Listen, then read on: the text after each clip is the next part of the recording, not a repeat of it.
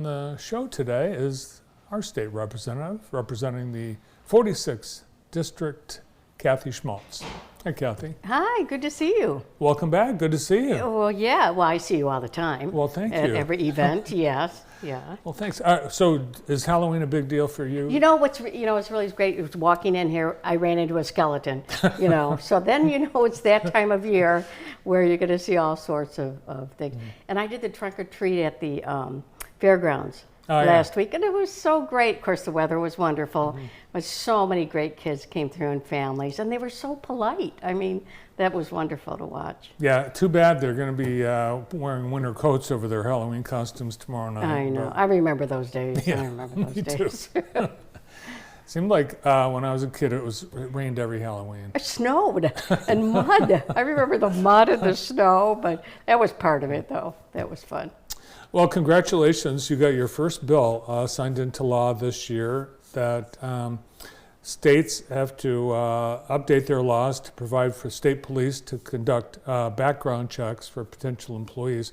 I was surprised that didn't exist before. Well, the state police could already do that, but the federal government was going to do a special audit, which would mean that you'd have to go right to the FBI to get that done. And how long would that take for organizations and churches and those groups? So we had to change state law so that the state police could continue doing background checks and also have access to the RAT-BAC program, which is fingerprint program, so that we could tell if somebody needed to be alerted to that fact. Now, there used to be, I don't know if it still exists, a tradition in Lansing that when you get your first bill signed into law or passed, that you provide a luncheon from your hometown. Did you do that? See, what they do now is you have to bring something that represents your hometown.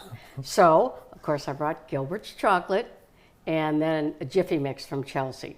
Huh. So that was great. And of course, everybody kept coming back to my office for more Jiffy Mix and chocolate. And they're still coming, I think. And that was a long time ago. So I think that's a great tradition because it highlights what's in your district. And, of course, there's a lot of other products I could bring too. So that's for next time. Maybe. Yeah, that's great. It's great. We have so many cool things from our area that you can treat your coworkers with.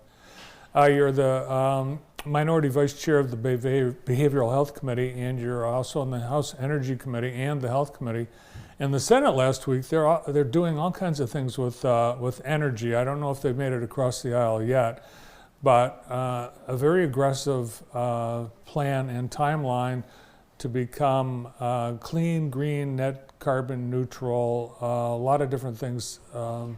Right, and we've had some bills come before the House Committee on Energy, and the two words to keep in mind is reliability and affordability. I mean, we can't just want to be first, we have to be smart about this. You want to work toward clean energy and renewables, but you don't want to do it when we don't have a reliable grid and when it's going to be not affordable for people. So those are the two words we have to keep in mind. Both consumers and DTE are working toward clean energy, obviously, and I think they did move the date up in the Senate bills to 2040 now for clean energy. But, we have to do this smart. We just can't jump into it without having a real plan because reliability is important. And last week, the Consumers Energy announced they've received a $100 million federal grant to go towards getting the infrastructure up to date and be more reliable. Right, and we have to keep working toward that. Another big thing is the solar siting bills that came through. We had a lot of testimony about that because what these bills would do would give the Michigan Public Service Commission the final say in where solar and wind will be located in a district and take it away from local control. And of course, no, that's not going to work with us. Well, I said, will they have a say? Yeah, they'll have a say, but not a veto, which really means they don't have a say. Yeah. So we're fighting to make sure that local control stays in there and they have the final say on where these are located. One of the other bills that you're working on would provide a savings account for foster care students that are aging out of the system. Yeah, this is so important. Remember the Wendy's Charity Classic we used to do here with the LPGA event at the country club with the women golfers? We did that with Family Services and Children's Aid here in Jackson, and they deal, of course, with adoption and foster care. So when a child ages out of the foster care system, they really have nothing. And what my bill do was, at like age 14, it would start setting aside money for these kids. So 40% of all the money that would go to veterans benefits or Social Security benefits back to the government would be put aside in like a little trust fund for these kids. And then at age 16, 80%, 18, 100%.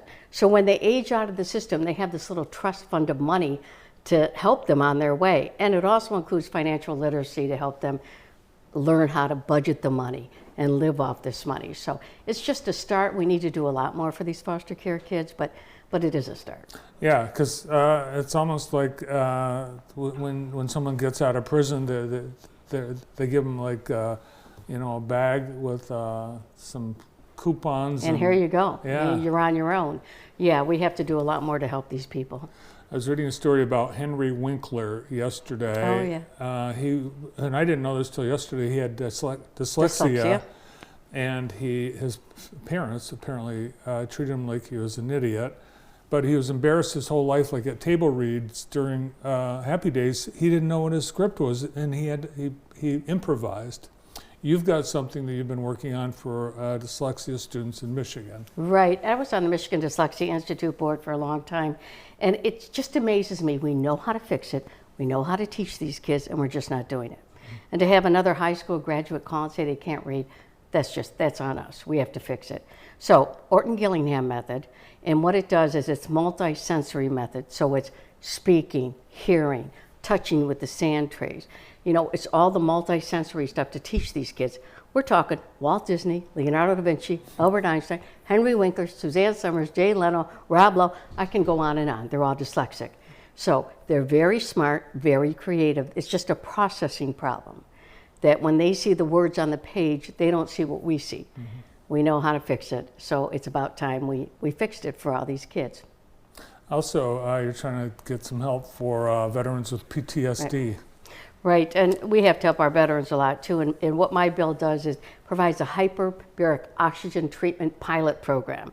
It's been used in different states. It's like an infusion of oxygen. They use it in like wound healing and different areas. Athletes use it a lot too. But some of these veterans say it really has helped with PTSD to help them get over that. And anything we can do in that regard to help them is just a plus. So it would start a pilot program here. Also, you've got a lot of corrections officers in your district, and there's a glitch or a clink with their pension that they didn't get treated the same as all other workers. Yeah, I don't know why they did this, but when they took the tax off of pensions for everybody, they forgot the state corrections.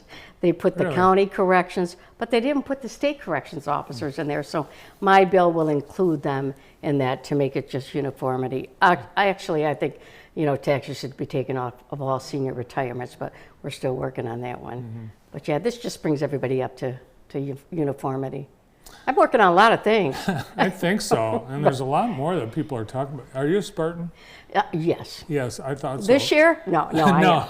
Well, there's talk about redoing or at least investigating how boards of trustees of state universities are selected. We vote for them, and today in Cranes there was an editorial suggesting that